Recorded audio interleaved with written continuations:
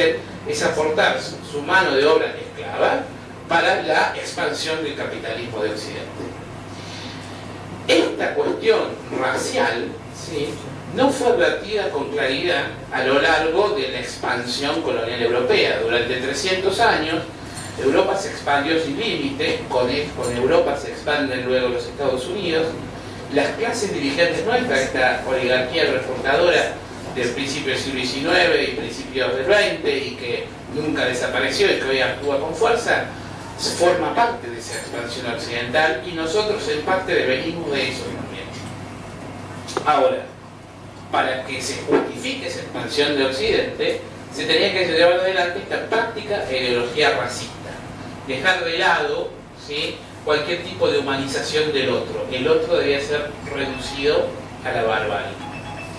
Esto siguió practicándose con fuerza, aún después de los momentos de independencia. Porque piensen ustedes que la pirámide racista no era simplemente un prejuicio, como hoy podemos creer, y que finalmente terminaba en el maltrato de algunas personas. No, significaba un sistema de explotación concreto y además con una taxonomía, una organización muy clara. Los españoles tenían una legislación muy abigarrada. Las leyes españolas en general son muy complicadas, abultadas y confusas, y creo que eso lo heredamos claramente. Y tenían todo un sistema de catalogación de las castas en el imperio colonial, ¿no? Cada uno de estos sujetos de las castas tenía derechos y obligaciones, más obligaciones que derechos, porque se trataban de súbditos y no de ciudadanos.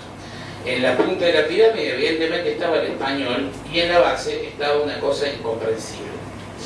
Ellos lo dividían así, por ejemplo, y esto estaba legalmente establecido, ¿no? Existía el español como un tipo puro y el indio como un tipo puro. Si había un cruzamiento entre español e india, el resultado era un mestizo. Un mestizo con española, su resultado era un castizo. Un castizo con española, un español, o sea, se mejoraba finalmente. El español con negro daba un mulato, el mulato con un español, un morisco. Un morisco con una española, un chino. Un chino con una india, un salto atrás. Un salto atrás con un mulato, un lobo. Un lobo con china, un síbaro. Un síbaro con mulata, un albarazado. Un albarazado con negra, un cambujo. Un cambujo con india, un zambaigo. Un zambaigo con loba, calpamulato. Un calpamulato con una cambuja, un tente en el aire. Y un tente en el aire con mulata, un no te entiendo. Ahora, estos sujetos de las castas coloniales eran sujetos que claramente, de acuerdo si era un mulato, un zambaigo, un no te entiendo, un calpamulato, etc., debían aportar trabajo personal, no debían hacerlo, debían tributar de alguna manera, podían votar en un lado, podían casarse o vivir en determinado lugar. Ese tipo de situaciones, digamos, tan férreamente organizadas en el mundo colonial, demuestra claramente el límite de humanidad entre los diversos sujetos. Los españoles y algunos sujetos, tal vez los mestizos, los españoles americanos, estaban en un índice de humanidad aceptable.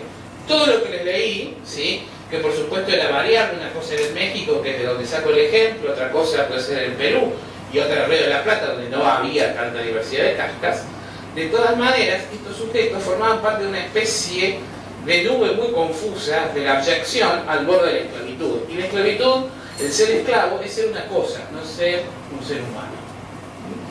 Ahora, ¿qué sucede? Toda la teoría política hasta entonces desarrollada, tanto en la escuela de Salamanca, que son los grandes pensadores españoles del siglo XVI y XVII, sobre todo jesuitas, que incluso tenían ideas muy revolucionarias, que decían que la soberanía estaba en Dios, Dios la daba al pueblo y el pueblo en el rey, y que si el rey era un tirano se permitía el regicidio y derrocar al rey o cambiarlo, etc. Bastante avanzada para las épocas.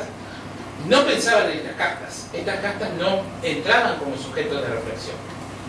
Por otra parte, todo el pensamiento que va surgiendo en Francia y en el norte de Europa durante el siglo XVIII, que conocemos como Ilustración, ¿sí?, tenía en buena medida este pensamiento racista de trasfondo, el de Kant, del que hablamos recién.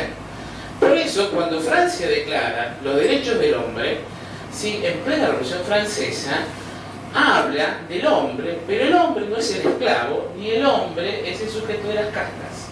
El el hombre es el blanco, el hombre es el europeo, es el sujeto capitalista por definición. Ese sujeto sí puede desarrollar una teoría política y para él se desarrolla la teoría política, pero no para el sujeto de las castas.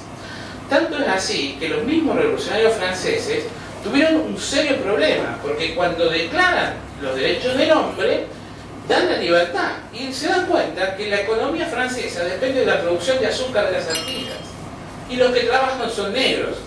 Y ahora los negros son libres y no quieren trabajar, porque el problema es que no querían trabajar, no trabajamos más, ¿sí? Por lo tanto, ¿qué hubo que hacer? Hacerle caso a los grandes blancos, que eran los antillanos propietarios en las islas, lo que hoy, sobre todo lo que hoy es Haití, Martinica y Guadalupe, y bueno, empezó una terrible represión contra los negros que llevó a una revolución generalizada. Ahora, ¿cómo se caracterizó esa revolución generalizada que va a dar como resultado en 1804 la independencia de Haití?